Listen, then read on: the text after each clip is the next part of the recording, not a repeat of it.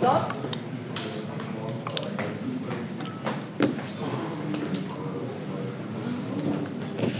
All right. I just want to double check. No, it's not. Okay, cool, guys. It's only English, so that's like, or Japanese if you want to. No Japanese. Later. But okay, cool. No Japanese unless you want to order beers. Hands up, and then yeah, you can ask your questions, guys. Damian, obviously great being back in South Africa. Another season for you in Japan. How good has it been back in South Africa and linking up with a couple of guys you haven't seen in a long time? Yeah, morning everyone. Yeah, it's always, I must say, it's always special coming back home to South Africa. I've been lucky enough to travel the world, play rugby and see some beautiful places, but there's nothing like South Africa. I know I'm from Cape Town, but it will be very biased, but it's by far the best city in the world. It's the most beautiful city in the world, and there's a lot of things to do there. So yeah, every time coming back to South Africa, and then especially going back to Cape Town, I always get a little excited feeling in my body, like I'm a little kid going home again. So it's always, yeah, I love it. I know I play rugby overseas in Japan at the moment, but nothing excites me more than coming home back to South Africa. You've achieved so much in rugby. You asked similar question to Evan as well. What keeps you going? What keeps you motivated? What's there still to do? Yeah, I think a third World Cup would be great to finish off a long career. But for me, it's just the enjoyment of the rugby, especially playing in Japan. The game's a lot faster there compared to what I've played in the past in other leagues. So yeah, for me, it's I know after achieving so much in rugby, sometimes it's you lose motivation.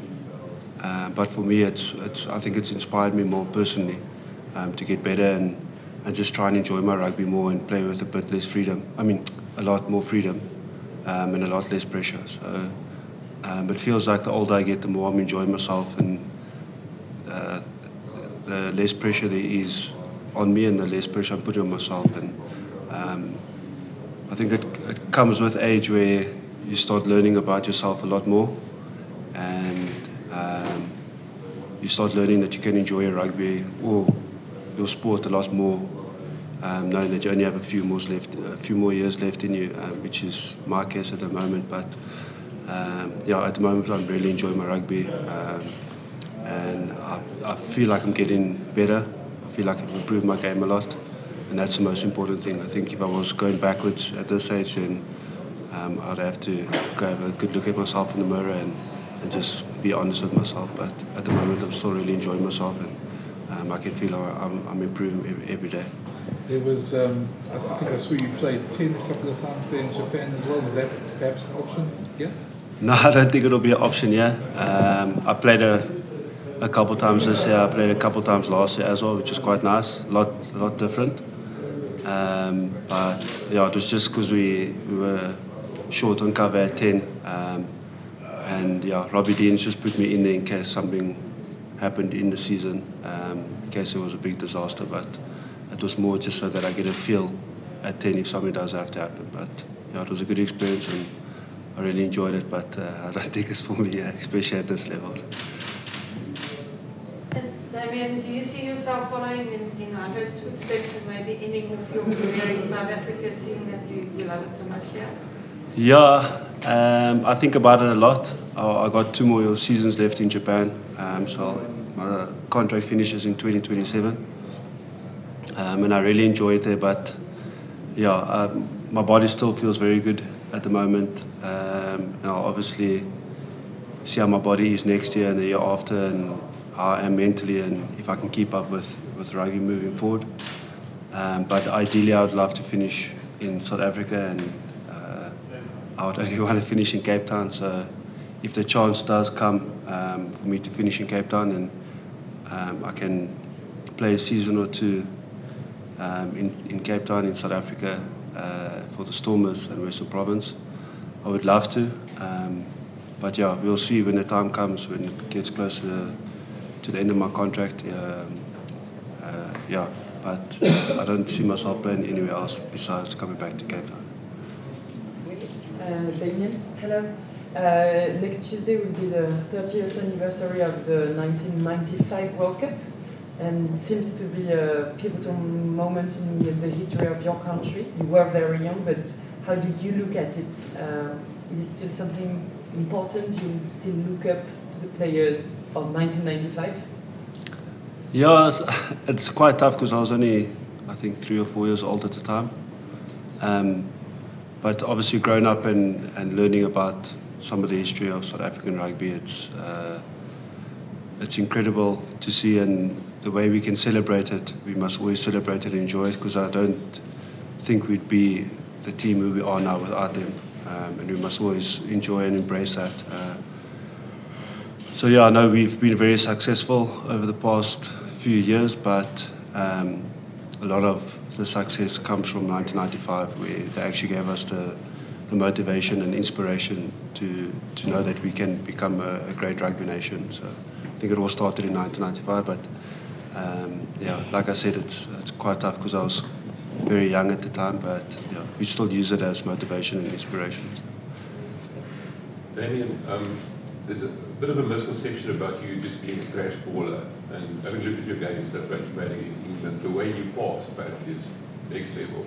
Do you take to heart any of this misguided almost comments people make about you, or do you just ignore social media comments as well? Because what they're saying is not who you are. Yeah, I don't know. I think it's quite tough because I think sometimes with fans, once they fixated on something about a player, it just sticks with that fan and the player. It's like a agreement between themselves and the player, and it just sticks with them through their whole career. But no, it doesn't affect me. I know I've improved a lot. I also understand that rugby is a dominant sport, so for us to play and achieve things on the field, we need dominance, and we need to go forward, and understand that sometimes I had to do the dirty work to put the forwards on the front foot and the rest of the guys on the front foot, but that wasn't just only me. But yeah, it's also, I understand the basics of rugby. If you do the basics well, you can put your team in good spaces. So yeah, I've learned a lot over the past few years. I've learned that moving the ball can open up more space, not just for yourself, but for the guys around you as well. But yeah, I still know that sometimes I'm going to have to grind it out and carry the ball in 2 or 3 forwards and try and get momentum and try and get the guys over the advantage line. So yeah, for me it doesn't affect me. I understand what we want to achieve on the field, and the way we have to achieve it is by being dominant. So. Your combination with Jesse also had an exceptional season this year. You're looking forward to matching it, teaming up with him? Yeah, always. Yeah, we have a great friendship. We try and see each other quite often in Japan. We meet up for dinner and stuff and just have a catch up. And yeah, we get along very well. So yeah, I'm looking forward to it. Whether him and I play or a guy like Ethan coming onto the scene now, that's had a great season as well in the URC, and obviously Andre and Lukey helping him at the Sharks. So no matter which one of the centre pairings play, we'll make sure that we're always prepared and ready to achieve on the field. Damian, they mentioned, well, you obviously mentioned Jesse now, but Rassie earlier said that they see a guy like Ethan Hook as a centre. You know, young guy. Are you looking forward to maybe playing alongside a youngster like that this season a bit, if you get the chance, and maybe looking to impart some knowledge on a guy who could have a very long career for the Springboks, you know, starting now? Yeah, definitely. I think I can learn a lot from Ethan. The way he's played in the URC this season has been incredible. I think he's been the backbone of the Sharks backline. He's always going forward, he's very dominant. I'd love to train with him a bit more and obviously play with him, just to get a good feel from him with his communication on the field and stuff. So I have trained alongside him a bit, but it hasn't been that much. But he's got a good head on his shoulders. I think he's got a great future, and Jesse, Andre, Lukey and myself will do the best we can to make sure that we can give him as much knowledge as possible, and when he does get the opportunity, that he's ready and he can just go out there and express himself. In terms of looking back to last season, working with Tony Brown, how important was that in terms of you evolving as a player and also learning certain new aspects of your game and just evolving? And how important was that year?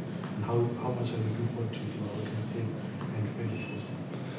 Yeah, it's not just for myself, but for us as a whole group, for us as a rugby nation country, rugby playing country. I think it was massively important to get someone like Tony Brown in to test our skills and to teach us new skills and to teach us how to move the ball before contact and when to move the ball.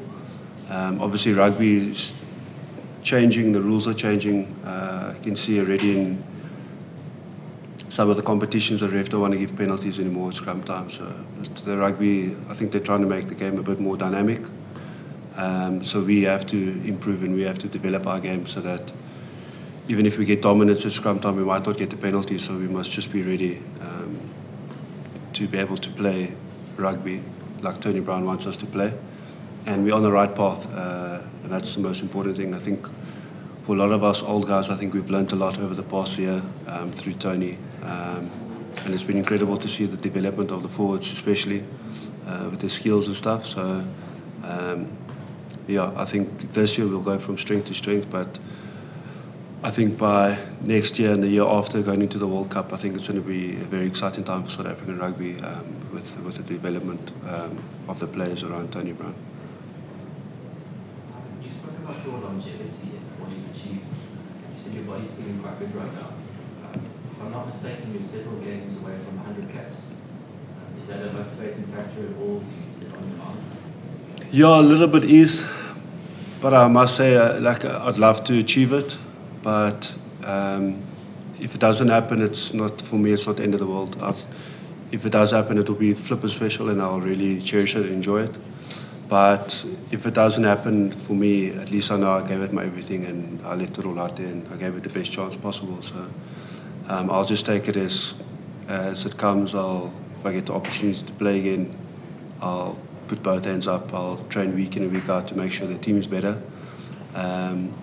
But yeah, like I said, it's for me. If it happens, it happens. It'll be a great achievement. But for me, if it doesn't, it won't be the end of the world. I know I've had a long career, and I've had a very enjoyable career. I've made some great mates. I've made some great memories with them on and off the field, and that will stick with me for a lot longer than just the amount of test matches itself. So.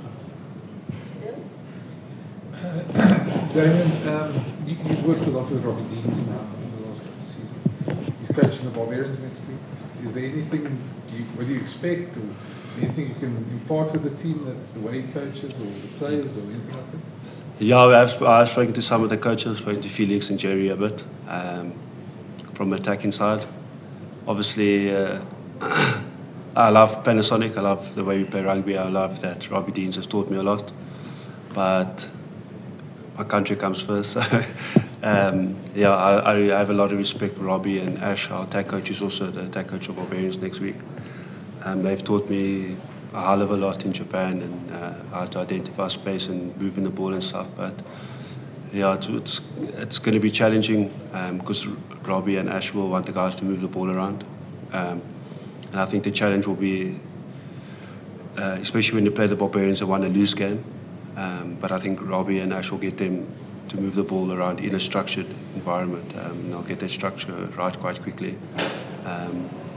And luckily for Lourdes and myself, we know quite a bit of the structure. So we don't know what exactly they will do, but we might have an idea of what they will try and bring. Happy? Cool. Thanks, PJ.